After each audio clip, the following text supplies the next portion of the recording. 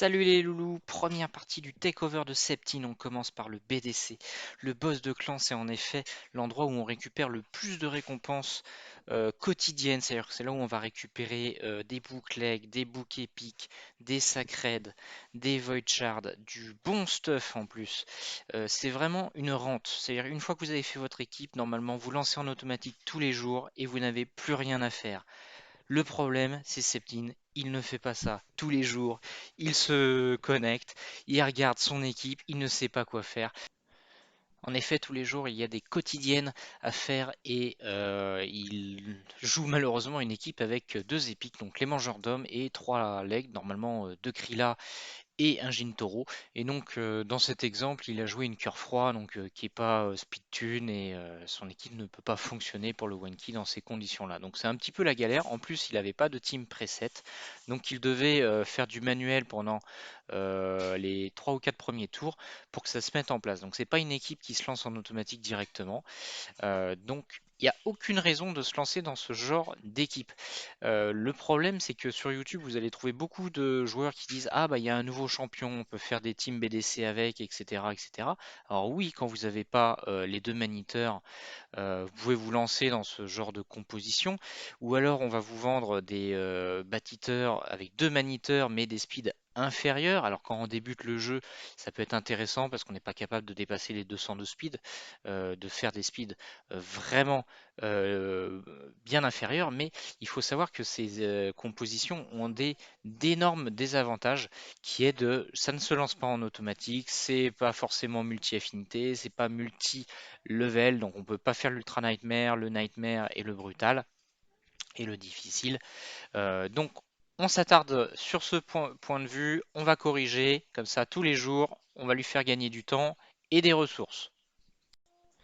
Alors voici un tableau de récapitulatif de ce qu'il faut faire pour construire une bâtiteur. Donc j'indique à gauche que la bâtiteur c'est la première équipe à monter quand on peut le faire. Si vous ne pouvez pas, penchez-vous sur des compositions avec Demita. C'est aussi une très bonne composition qui est un petit peu plus compliquée à avoir parce que la speed de Demita est un peu plus haute que ce que vous allez faire en bâtiteur, mais vous n'avez pas besoin de maniteur, donc vous avez besoin que d'une Demita. Sinon, le reste des champions est très accessible également. Alors, l'abattiteur, pourquoi est-ce qu'on veut faire ça? C'est parce que c'est du multi-affinité, du multi-niveau et c'est surtout en automatique depuis le début. On remercie Deadwood Jedi pour l'énorme travail qu'il a fait au niveau du cycle en BDC. Vraiment merci à lui pour tout ça. Je rappelle que ce qu'il faut privilégier, c'est la précision en premier lieu, puis les dégâts critiques dans votre grand hall. Donc Septine, il est déjà à 10-10 partout. D'ailleurs, il a presque fini son grand hall. C'est navrant de voir qu'un joueur arrivé à ce niveau-là soit encore à se poser des questions sur le boss de clan. C'est vraiment une rente, comme je vous l'ai dit. Vous ne devez plus vous poser de questions, vous vous connectez, vous lancez en automatique, c'est fini. Voilà. Donc privilégiez tout le temps la précision, quel que soit le contenu dans Red Shadow Legends, hein. Le grand hall, on commence par la colonne précision, vous montez tout à 10, et ensuite vous vous attaquez à la colonne dégâts critiques, vous montez également tout à 10. Vous pouvez monter à 6 tout votre grand hall, parce que ça coûte pas très cher au début, et ensuite les niveaux 7, 8, 9, 10, là vous vous concentrez vraiment précision puis dégâts critiques. Pour finir, vous pouvez faire de la résistance en troisième lieu. Donc, du coup, on récapitule les speeds de la bâtiteur. On a un maniteur qui va être le plus rapide, donc qui commence à 265 plus. Ensuite, on va avoir un chercheur qui est entre 249 et 257. Ensuite, vous avez le deuxième maniteur 239-247. On voit que c'est le même range de speed que le, le garde-douleur, le painkeeper. Mais il doit avoir une speed supérieure. Donc votre deuxième maniteur, je vous conseille d'être plutôt dans les 240-247 et votre garde-douleur dans les 239. Voilà, vous êtes sur la borne basse. Ça vous permettra de vous adapter plus facilement. Vous évitez d'utiliser vos glyphes speed. Les glyphes speed, c'est vraiment très rare. Donc gardez-les au maximum pour vraiment là où vous en avez besoin. Et typiquement, quand vous arrivez avec un bon stuff qui vous plaît et que vous êtes à 238 de speed, là vous mettez un glyphe pour que ça passe à 239. Voilà, c'est comme ça que ça se passe. Vous ne devez pas mettre un glyphe direct sur vos artefacts parce qu'en plus vous pouvez passer de 247 à 248 de speed et être incapable de descendre sans tout casser au niveau de votre stuff. Donc vraiment glypher au dernier moment quand tout fonctionne bien. Je vous conseille de tester vos stuffs sur le site de LADS aussi, il est très pratique pour voir ce que vous pouvez faire. Ensuite, vous avez le nuker qu'on va appeler. Donc, dans le cas de Septine, on va utiliser son Jintoro qui est déjà booké. Alors moi, je ne lui aurais jamais conseillé de booker un Jintoro. Donc pour moi, c'est mettre des bouquins légendaires à la poubelle. Euh, Honnêtement, utiliser juste une Feign. Une Feign, c'est une épique, ça fait des bouquins épiques, ça coûte pas grand-chose et ça fera à peu près le même résultat. Alors c'est un petit peu inférieur effectivement. Donc quand on a un bon leg comme Dracomorph, Jintoro, pour moi il vaut pas ses bouquins. Mais si on a Dracomorph, il mange pas énormément de bouquins, il est fort dans énormément de contenu du jeu. Donc vous pouvez booker votre Dracomorph et le dédier au boss de clan, son stuff il sera suffisant pour être utilisé ailleurs. Donc je suis d'accord pour Dracomorph.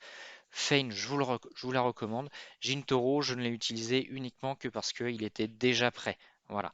Au niveau des maîtrises, vous avez les mêmes maîtrises pour Chercheur, les deux maniteurs et Jintoro, avec notamment la branche défense et les contre-attaques.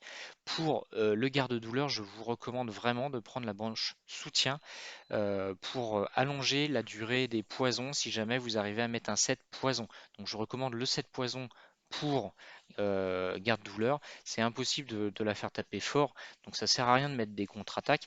Et le gros problème de la contre-attaque, c'est que si vous faites une contre-attaque, vous allez booster les turn meter de garde-douleur et ça vous oblige à avoir des speeds très particulières pour que ça continue de fonctionner. Donc ne vous prenez pas la tête, mettez la branche soutien, essayez de mettre votre set poison sur la garde douleur et vous aurez de bien meilleurs résultats. Ensuite, il y a le set qui vous fait taper plus fort quand vous perdez des points de vie. C'est le set le plus rentable en BDC pour taper le plus fort possible que je vous recommande. Bon, il y a peu de personnes qui ont ce stuff dans les bagages. D'ailleurs, il ne sert que au boss de clan. On va voir que chez Septine, je n'ai pas utilisé ce set du tout. Je me suis contenté de mettre des pièces de speed, etc. Donc, ce n'est que la recommandation de ce qui se fait de mieux pour chaque champion. En gros, les sets, c'est libre. Vous faites au mieux. Après, si vous voulez faire du one key, à un moment donné, il faut optimiser. Pour le nuker, le meilleur set, c'est le set Relentless, donc ça vous permet de jouer plusieurs fois ou alors le set qui fait des contre-attaques. Donc des contre-attaques, 35% de chance de contre-attaquer tout le temps. Vous ne pouvez pas jouer le set Avenging. Le set Avenging, le pourcentage de contre-attaque il est meilleur, mais seulement s'il y a un taux critique en face. Or le boss de clan il fait très très peu de taux critique à l'arrivée. C'est pour ça que des fois les gens qui ne jouent pas Unkillable, des fois ils arrivent à survivre 40 tours, des fois c'est 70 tours, ils comprennent pas trop pourquoi. C'est que tout simplement le boss de clan il a des taux critiques tellement rares, c'est 15% de chance en fait, que vous allez souvent survivre et à un moment donné, il va faire un taux critique qui va vous tuer. Mais en gros, ce taux critique peut apparaître dans une vingtaine de tours et vous savez pas trop quand il va arriver. Voilà. Donc ne comptez pas dessus pour faire vos contre-attaques. Et grosso modo, tout le monde met Relentless. C'est le plus polyvalent, ça vous permet notamment de jouer les sorts qui font le plus de dégâts. Et Jintoro, notamment, il a un sort, son A3, qui fait énormément de dégâts, donc c'est beaucoup plus intéressant d'avoir du Relentless que un set de contre-attaque.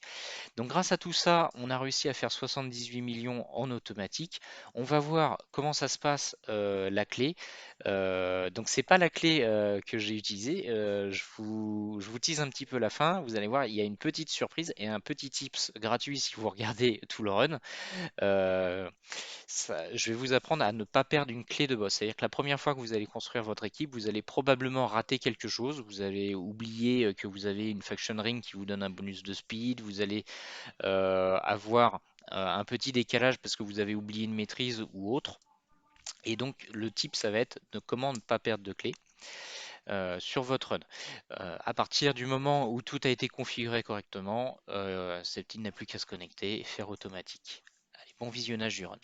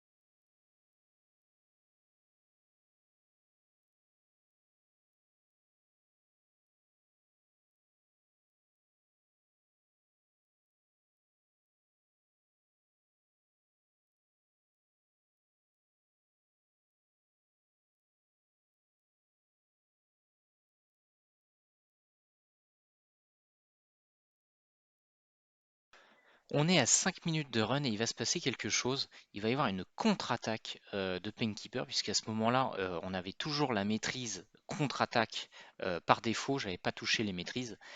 Et donc, elle a fait un boost de turn meter sur son 1-1. Et du coup, on va avoir une désynchro progressive de la composition.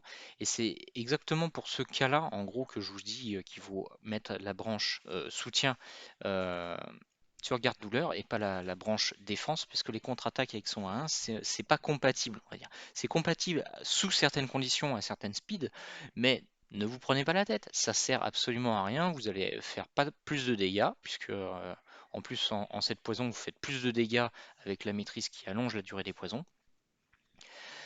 Donc vous n'avez aucune raison d'aller sur ce genre de maîtrise, ça ne sera que préjudiciable. Donc là, on voit qu'on n'est plus en 2-1 et bim, on se fait tuer. Voilà. Donc plutôt que de perdre sa clé en continuant, vous fermez votre jeu. Donc ça, sur téléphone, il suffit de fermer l'application. Vous ne cliquez surtout pas sur End Battle, donc vous fermez l'application. Sur votre PC, c'est pareil, vous pouvez supprimer et vous ne perdrez pas votre clé. Une fois les corrections faites, donc j'ai relancé tout en automatique, j'ai rien touché. Et donc 78 millions, c'est bien. Il n'y a plus besoin de toucher son BDC, même son taux critique, il est que level 12 sur son chercheur. Ça sert à rien de remonter. Une fois que vous avez une composition qui fonctionne, n'y touchez plus. Ça vous coûterait de l'argent de bouger les stuffs. Touchez plus à rien. Bon jeu à